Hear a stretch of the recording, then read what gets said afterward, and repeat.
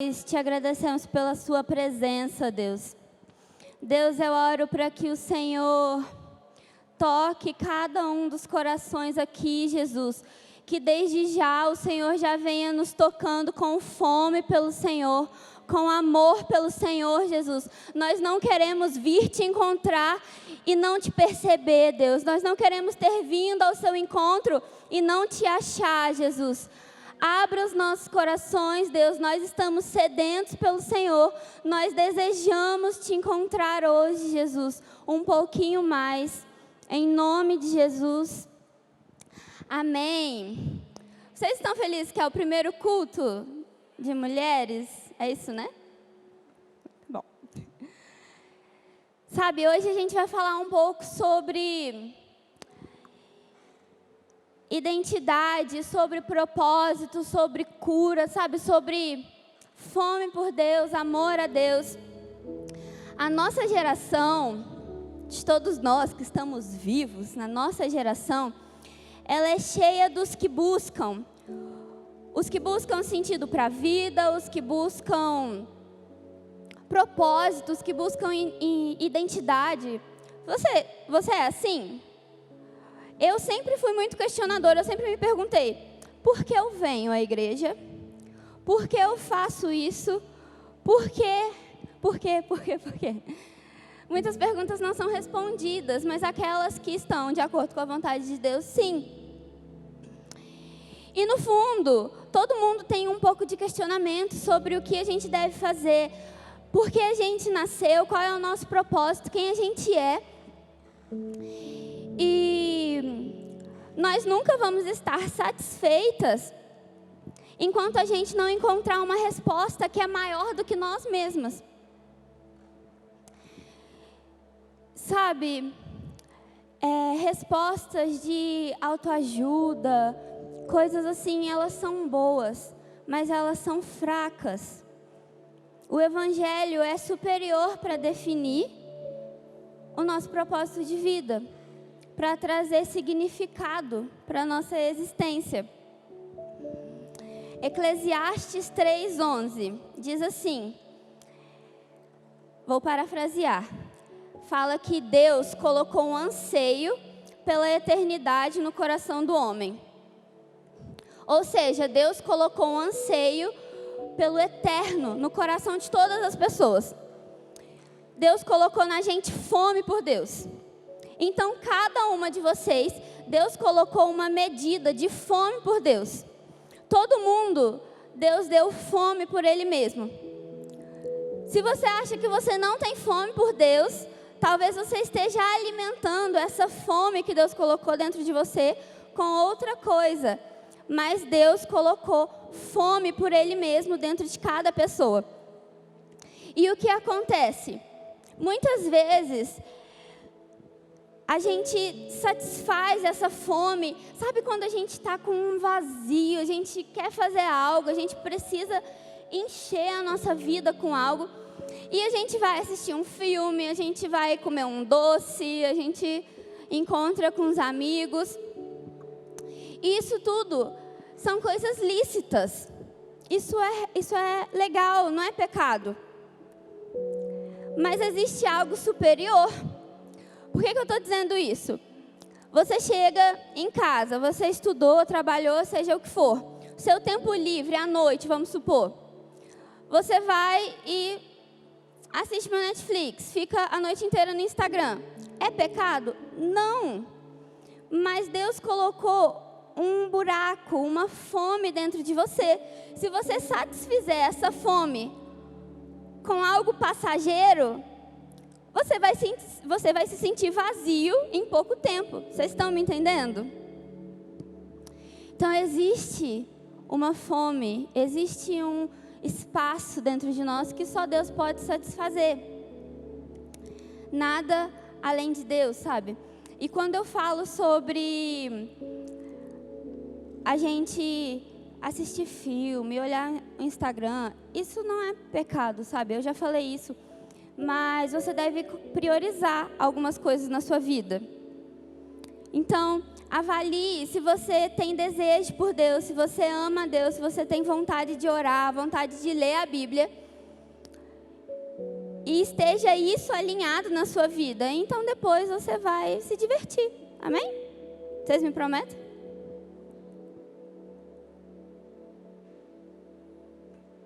Gente, eu gosto que vocês interajam comigo, tá bom? Fala, é isso, amém. Sou um pouco carente de vocês. Então, eu queria falar um pouquinho sobre mim, rapidinho. Há uns anos atrás, eu tinha muitas feridinhas de igreja. Eu odiava o meu caráter, sabe? Eu olhava para mim mesma e falava, eu não gosto dos meus pensamentos, eu não gosto do que eu vejo em mim. Eu me sinto reprovada. Quando eu olho para a Bíblia, eu me sinto reprovada nas minhas tentativas. Eu buscava Deus para melhorar meu caráter, para melhorar quem eu sou.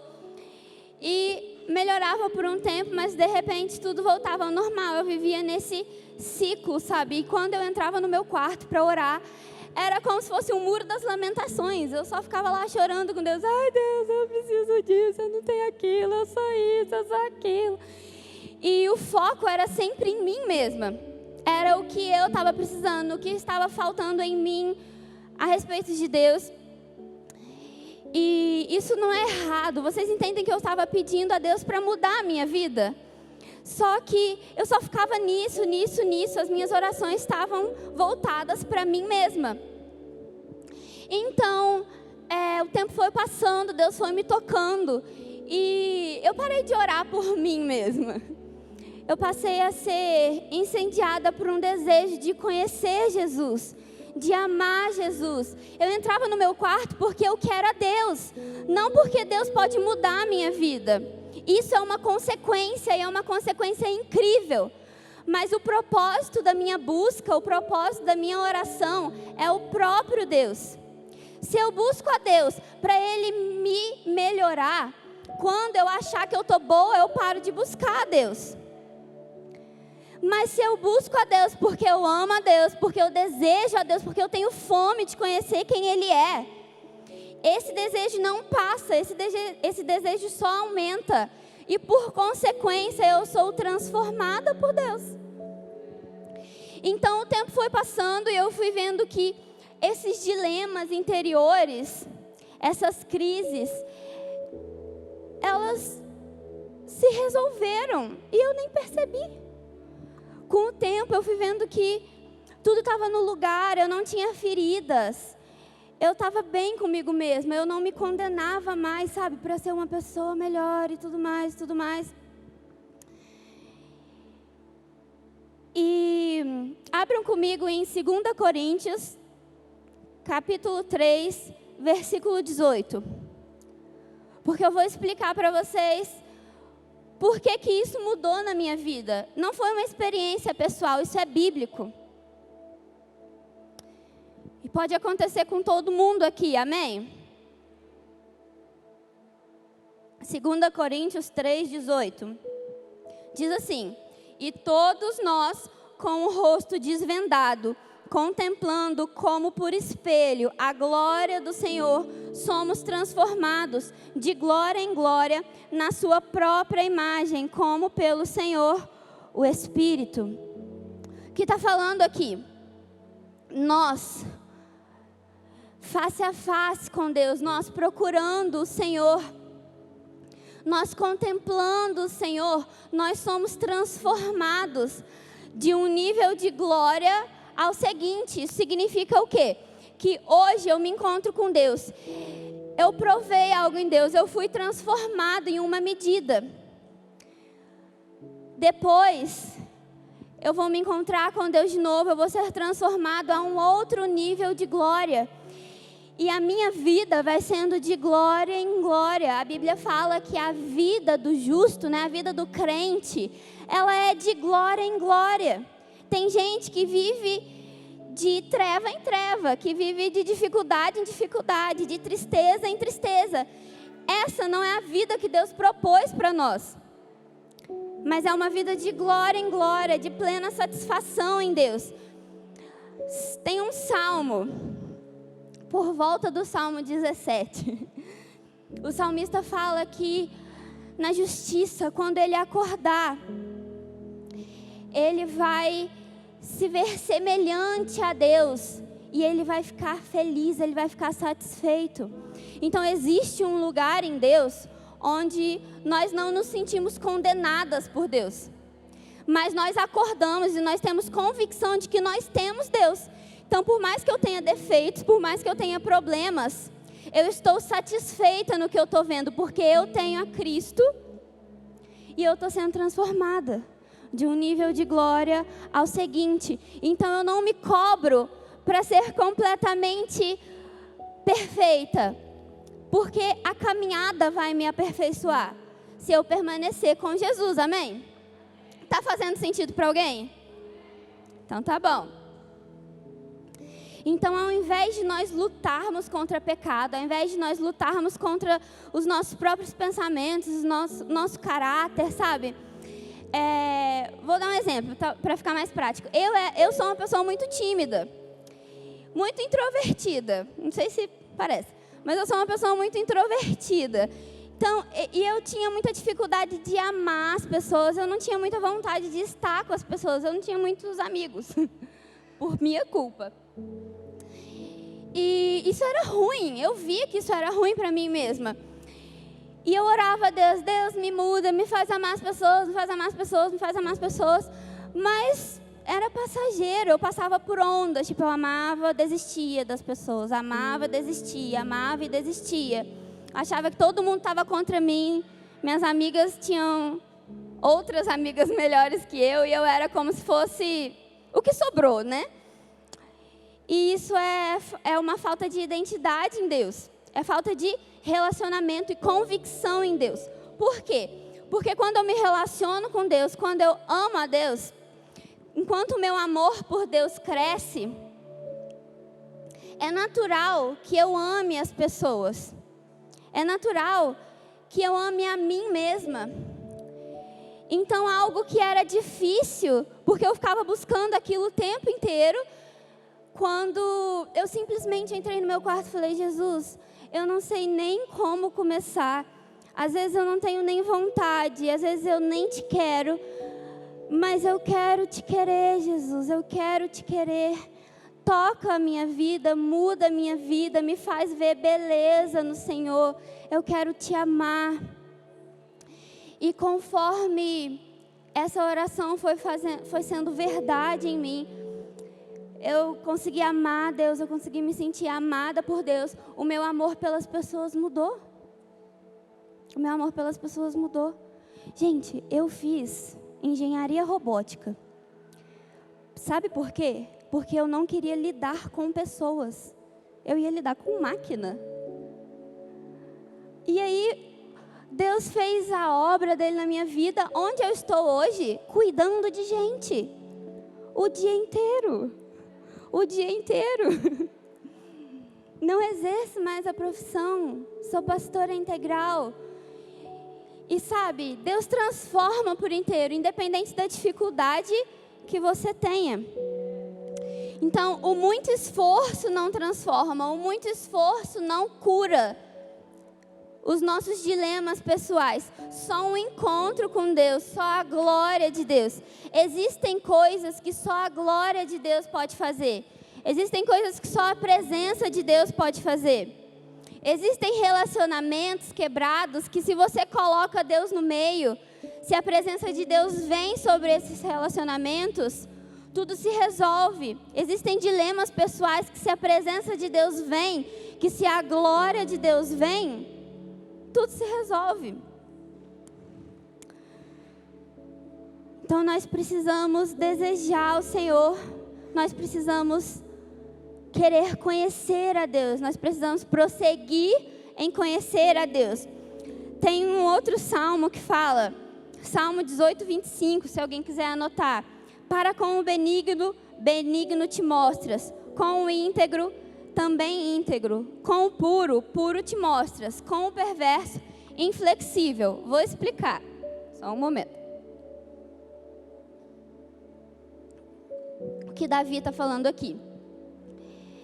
Se eu me achego a Deus com pureza, Ele se mostra puro. Então, se eu estou desejando ser pura, por mais que eu fale, se existe desejo e tentativa em mim de ser uma pessoa com pureza, e eu me achego a Deus, eu me prostro diante de Deus com esse desejo, Ele revela a pureza dEle para mim. E o que eu vi nele me transforma. Porque a gente leu aqui em 2 Coríntios que o que eu vejo, eu me transformo de glória em glória. E vai falando, se eu chego a Deus com benignidade, Ele se mostra benigno. E fala, se eu me achego a Deus com perversão, Ele se mostra inflexível, ou seja, Deus não se mostra. Então, se existe falta de fome por Deus, por exemplo, e você chegar a Deus sem fome, Deus não vai se manifestar, Deus não vai se mostrar a você, porque não existe falta de fome em Deus. Então Ele não pode se apresentar dessa forma para você. Você sabia que Deus tem fome por você?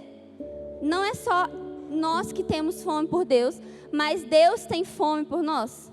Vocês sabiam disso?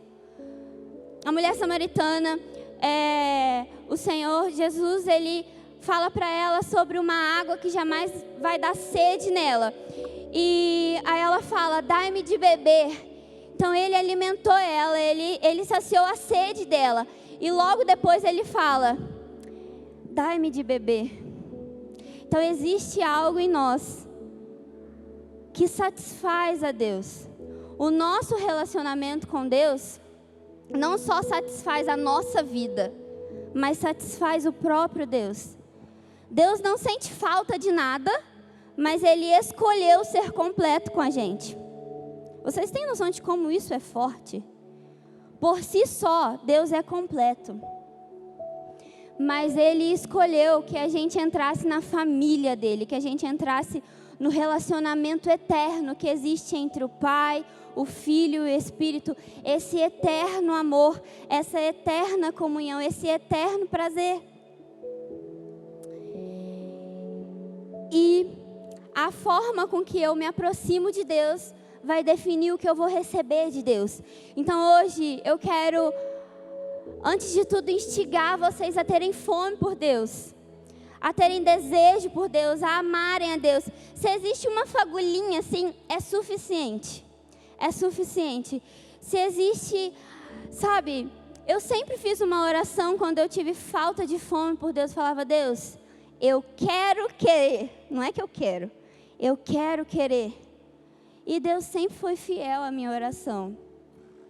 Então vai orando aí no seu coração. Amém? E continuando, vocês já se perguntaram por que vocês foram criadas, por que vocês existem? Né? É uma pergunta que todo mundo faz.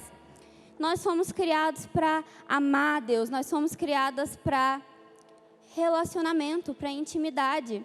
Nós não fomos criadas para adorar a Deus. Por quê? Deus já tem a adoração dos anjos. Deus sempre teve adoração. Deus nos criou para a gente se relacionar com Ele, para a gente fazer parte da família de Deus. A primeira vez que a palavra chamado, muitas vezes a gente se pergunta, qual que é o meu chamado? Para que eu existo? O que Deus quer para a minha vida, né? A primeira vez que a palavra chamado aparece na Bíblia, está lá em Gênesis 3:9. Tem uma regrinha de interpretação bíblica, que é assim, regra da primeira menção. A gente olha a primeira vez que aquela palavra apareceu na Bíblia, para a gente entender qual que é o significado por trás dela. Então, se a gente quer saber sobre chamado, a gente vai na primeira vez que essa palavra aparece na Bíblia para entender qual que é o contexto. Por exemplo, a primeira vez que a adoração aparece na Bíblia é quando Abraão, ele se prostra diante do Senhor. Por isso que hoje a gente entende que a adoração é também se prostrar diante de Deus, se entregar a Deus. porque é a primeira vez que a adoração aparece na Bíblia é nesse contexto. E chamado? Primeira vez que chamado aparece na Bíblia é quando Deus chama o homem de volta. O homem pecou e Deus chama o homem. Deus fala, onde está o homem? Na Bíblia fala, e Deus chamou o homem, aonde estás? Então, chamado aparece com Deus te procurando de volta para o relacionamento íntimo no Éden. Então, chamado não tem a ver com que se você vai ser um músico, se você vai ser um pregador, mas conhecer a Deus, conhecimento de Deus, intimidade com Deus. E estando plenamente satisfeito nesse lugar, a gente vai ter ofícios, a gente vai ter vocações, a gente vai pregar, a gente vai cantar, a gente vai dançar. Não importa, mas o que define a gente não é o que a gente faz. Sabe por que o que define a gente não é o que a gente faz? Nós, quem cresceu na igreja? Levanta a mão. A maioria. Eu também. Nós fazemos tudo dentro da igreja, né? É sempre assim. Limpa o banco, faz adoração, escreve sei lá o quê, visita fulano, dança, faz de tudo. Tá a semana inteira na igreja, vários ensaios, um monte de coisa. Isso é muito legal. Minha vida inteira foi assim e eu sou completamente satisfeita nisso. Mas o problema é quando a gente acha que isso define a gente. E quando tudo isso sai, tira todos os ministérios da sua vida. Para de pregar, para de cantar, para de dançar. Para de fazer tudo. Só venha ao culto e ouça a palavra. E tenha comunhão com os irmãos. Faça uma pergunta sincera. Tenha uma resposta sincera agora, para você mesmo. Não precisa me responder. Você entraria em crise? Você ficaria em crise? Você ficaria mal? Se tirassem tudo? Realmente, você ficaria em dúvida quem você é? Se você realmente precisa daquilo? Se você realmente nasceu para aquilo? Normalmente, quando tiram os nossos ofícios na igreja, quando tiram as coisas que a gente faz na igreja, a gente se sente vazio, porque a gente enchia o nosso coração da liturgia, a gente enchia o nosso coração do serviço. Mas o serviço sem a vida com Deus, o serviço sem o amor a Deus, mata. Porque ele engana a gente, engana. Muitas vezes a gente enche as nossas cabeças com vários barulhos externos, porque dentro da gente a nossa alma grita, a gente está atribulado.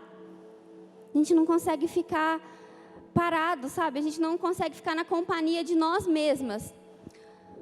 Um exemplo, quando você fica sem internet, você não tem ninguém do seu lado para conversar, você está sozinho. A sua mente vaga, né? A gente pensa muitas coisas, às vezes eu sou assim, a gente pensa muitas coisas acontecem.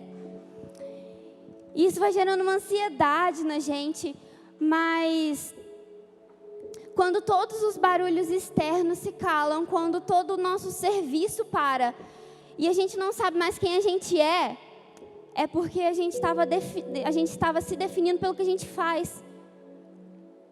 Mas é o nosso relacionamento com Deus que define quem a gente é. Amém? Eu vou me sentir plenamente satisfeita enquanto eu estiver em comunhão com Deus. Vocês sabem qual é a origem da palavra identidade? Identidade vem do latim identitas, que significa a mesma coisa, ou idem, que é o mesmo. Então, identidade significa você ser igual a alguém, você ser a mesma coisa que alguém. E Deus define a nossa identidade. João 1,12 fala o que nós somos. Mas a todos quanto receberam, deu-lhes o poder de serem feitos filhos de Deus. Nós temos aqui a identidade de filho. E identidade é ser feito igual a alguém. Quem é o Filho de Deus? Jesus. Então a sua identidade é ser igual a Jesus. Por isso, o relacionamento com Deus define quem você é, porque é Ele que te transforma a estatura de Cristo, é Ele que te transforma para ser igual a Jesus. E algo interessante aqui é que todo mundo sabe, né? Você sabe que você é filha de Deus. Você já ouviu isso, não é novidade para você. Mas não é uma informação, é um empoderamento. Aqui está falando, deu-lhes o poder de serem feitos filhos de Deus. Então, filiação não é informação, é empoderamento. Então, se você é um filho de Deus, você tem poder do alto. Você tem vida de Deus, você tem vigor de Deus. Só que, se nós não nos permitimos ser atingidas com o poder de Deus, com o poder do alto, sabe?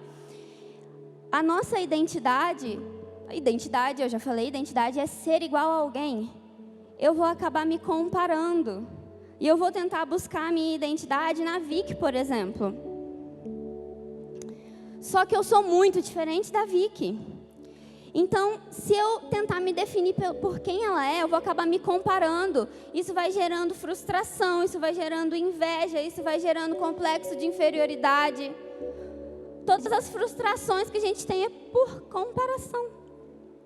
E isso é a falta de quê? De buscar ser parecido com Jesus. Vocês estão me entendendo? Tá difícil? Então tá bom. Salmo 90, versículo 16, fala assim: aos seus servos você mostra as suas obras, aos seus filhos a sua glória. Eu não quero só trabalhar na igreja. Eu não quero conhecer só a obra. Eu não quero conhecer só ministério. Eu não quero passar a minha vida inteira provando de ministério apenas.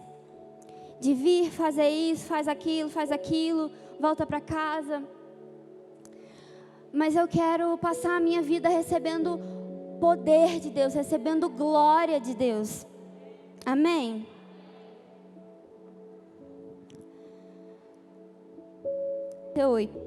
Em Lucas 8, 43 a 48. Não precisa abrir. Conta a história de uma mulher, a mulher do fluxo de sangue. Alguém já ouviu essa história? Então tá bom, a maioria. A mulher do fluxo de sangue. A Bíblia fala que ela tinha uma hemorragia há 12 anos. Pensa, gente, sangrar por 12 anos. Coitada, né? Ela tinha uma hemorragia há 12 anos. E ela creu que se ela tocasse, ao menos nas vestes de Jesus, ela seria curada.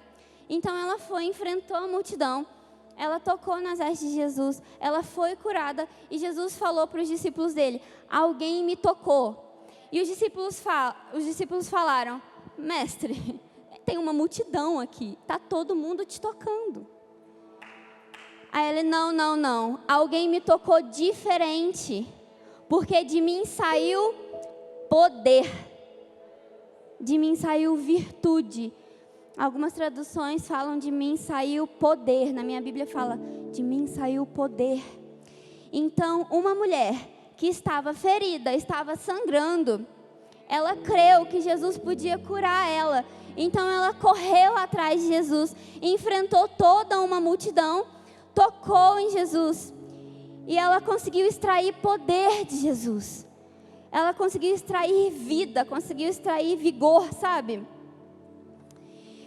E a Bíblia fala que o Evangelho, ele é poder de Deus.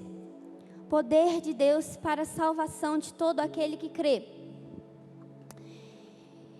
E quando nós morremos com Cristo, né? Nós morremos com Cristo, nós também ressuscitamos com Cristo. E o que acontece é que muitas vezes a gente só morre com Jesus. A gente vem para a igreja e fica, eu não posso fazer isso, eu não posso fazer aquilo, eu não posso fazer aquilo outro. Então é uma vida muito assim, não posso. Regra sobre regra. A Bíblia fala preceitos sobre preceitos, regras sobre regras. E a própria Bíblia fala que isso não tem valor algum para a santificação. A gente vai tentar, e no fim não vai conseguir. Porque Jesus, ele não só morreu, mas ele ressuscitou. E a Bíblia fala que se Jesus não tivesse ressuscitado, em vão seria a nossa fé. Então a gente não precisa provar apenas da morte de Jesus, que perdoa os nossos pecados, mas também da ressurreição de Jesus, que traz vida, sabe, que traz vigor. Por muito tempo na minha vida, o meu evangelho parecia mais uma questão de morte do que de vida. Porque era mais uma coisa tipo, ai, não posso, não consigo, não sei lá o quê. Mas quando eu recebi vida de Deus, fez sentido, sabe? Fez alegria. Existe algo chamado poder da ressurreição. E é isso que faz com que a gente tenha propósito de vida. Isso faz com que a gente não se fira o tempo inteiro. Gente, as relações na igreja, se a gente não tiver Deus, a gente se fere o tempo inteiro. É uma disputa de poder, é uma disputa por posição. É fofoquinha, sabe? Panelinha. E se os nossos olhos não estiverem em Jesus, a gente se fere. Ou é só comigo que isso acontece? Ufa! Falei, meu Deus, então cresci num ambiente muito ruim. Mas não, isso acontece com todo mundo. Só que a Bíblia conta, já estou terminando, quando Jesus morreu,